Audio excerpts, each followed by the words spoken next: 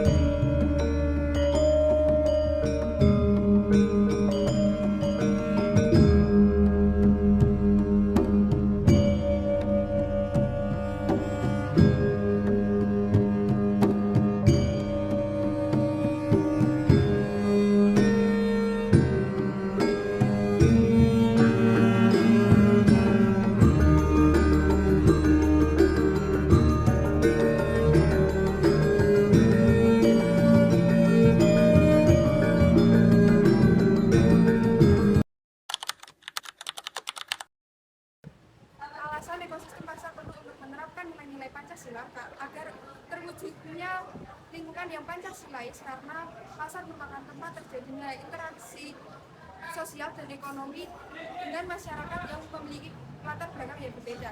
Latar belakang tersebut meliputi suku, agama, budaya, dan lain sebagainya. Keberagaman itu menjadi fondasi untuk menumbuhkan nilai persatuan, toleransi, dan juga penghormatan. Pasar juga merupakan tempat untuk mengimplementasikan nilai gotong royong, saling membantu, dan lain sebagainya. Selain itu, musyawarah untuk pengelolaan pasar merupakan salah satu contoh implementasi dari nilai musyawarah dan juga keadilan. Oleh karena itu, pasar perlu menerapkan, masyarakat yang berada di pasar perlu untuk menerapkan nilai-nilai Pancasila. Konsep verbal dalam konteks pasar adalah penyebutan kata-kata secara langsung untuk menyebutkan aktivitas, barang, dan orang yang ada di pasar, seperti kata penjual, pembeli, harga, dan tawar-menawar.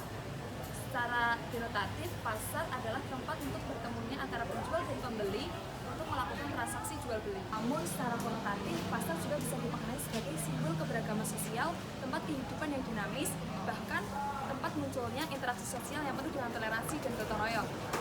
Misalnya, pasar juga bisa diartikan sebagai miniatur Indonesia yang mencerminkan perbedaan suku, agama, dan budaya yang hidup saling berdampingan. Jadi, dalam konteks ekosistem pasar, konsep-konsep ini membantu kita untuk memahami bagaimana pasar bukan hanya tempat untuk transaksi, tetapi juga bentuk ruang sosial yang mencerminkan kehidupan berpancasila.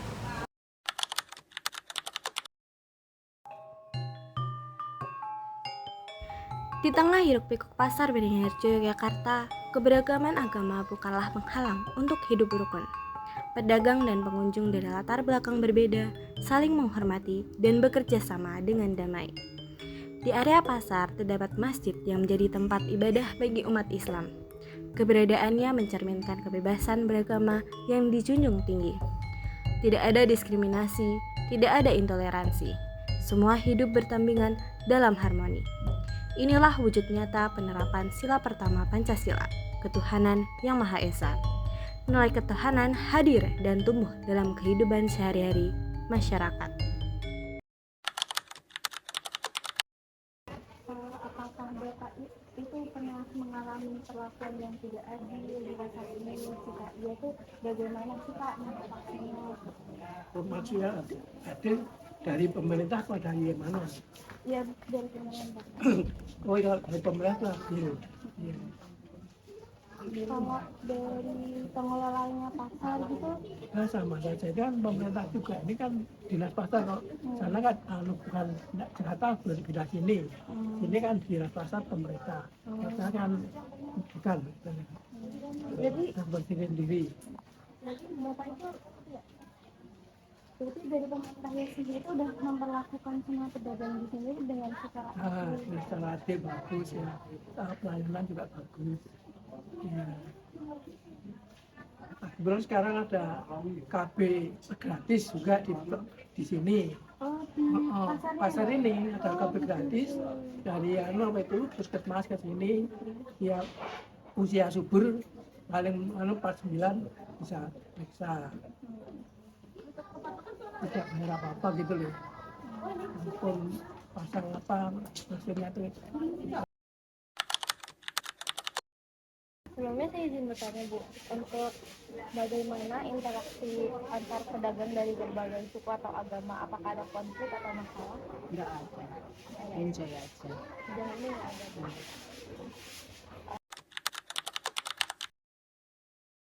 Untuk selanjutnya, apa yang dilakukan pengelola pasar atau komunitas pedagang untuk menjaga persatuan dan kesatuan? Biasa kita saling mengisi lah. Nggak ada perbedaan ras, jangan membedakan. Kita saling menghargai, saling mengisi. Kadang sharing-sharing. Curhat-curhat. Ya.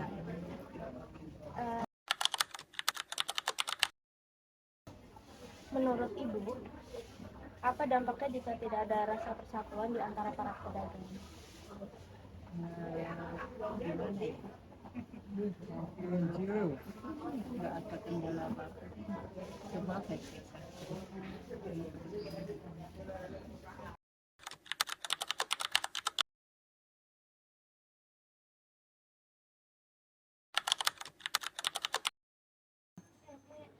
Di pasar ini tuh ada rapat atau forum yang melibatkan para pedagang untuk bermusyawarah atau diskusi mengenai kegiatan pasar nggak Bu? Ada.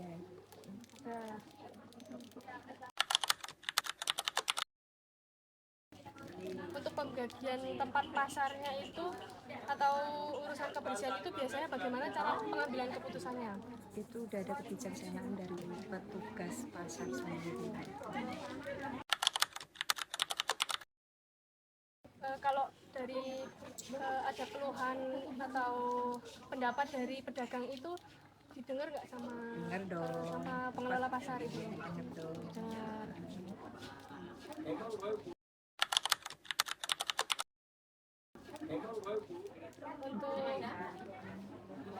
Untuk harga barang itu disepakati semua pedagang di pasar ini atau mengikut rukonya sendiri-sendiri Bu? Tergantung rukonya sendiri. Dari sini tuh untuk bantuan dari pemerintah atau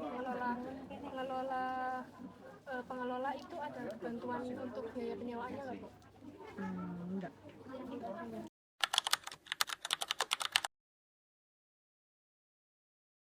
Berdasarkan observasi dan wawancara yang telah kami lakukan, Pasar Beringharjo di Yogyakarta bukan sekedar pusat perdagangan, tetapi juga cerminan hidupnya nilai-nilai Pancasila dalam keseharian masyarakat.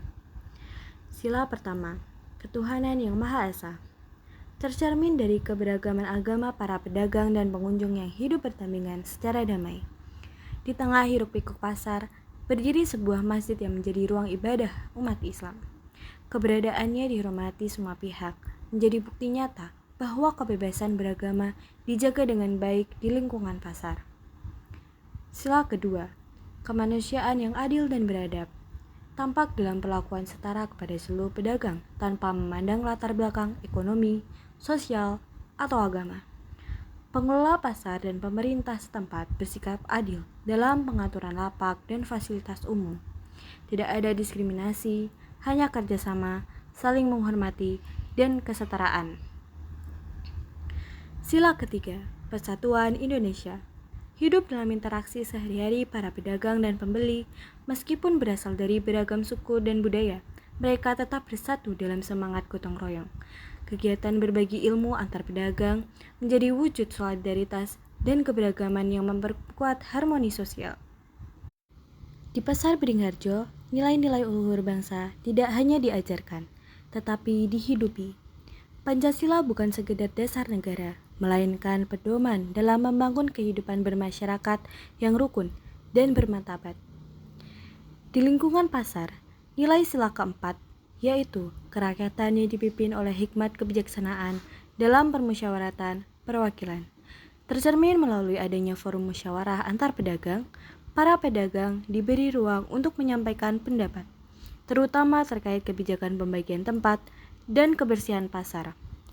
Meski keputusan akhir berada di tangan petugas pasar, aspirasi para pedagang tetap didengar. Ini menunjukkan bahwa semangat demokrasi dan partisipasi masih dijaga dalam kehidupan sosial masyarakat di tingkat lokal.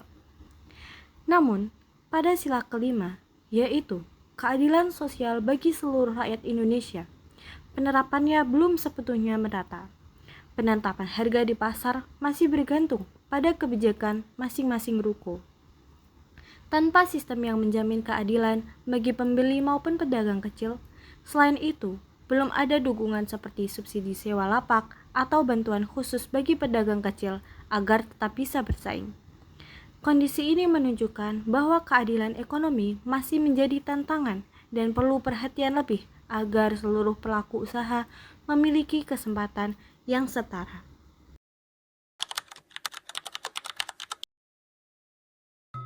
Untuk mewujudkan nilai Pancasila secara lebih merata, di Pasar Beringharjo diperlukan sejumlah kebijakan strategis. Pertama, pemerintah perlu memberikan subsidi sewa lapak atau bantuan modal bagi pedagang kecil, agar mereka dapat bersaing secara adil sebagai wujud keadilan sosial. Kedua, perlunya pedoman harga wajar agar tidak terjadi ketimpangan harga yang merugikan pembeli maupun pedagang kecil. Ketiga, forum musyawarah pedagang yang telah ada perlu difungsikan lebih aktif dan transparan, sehingga aspirasi benar-benar menjadi bagian dari kebijakan pasar, mencerminkan semangat demokrasi. Terakhir, kegiatan gotong royong dan penghormatan atas perbedaan yang sudah terbangun harus terus diperkuat, agar persatuan dan kemanusiaan tetap menjadi fondasi kehidupan pasar. Dengan begitu, nilai-nilai Pancasila tidak hanya hadir dalam simbol, tetapi benar-benar hidup dalam sistem dan kebijakan nyata.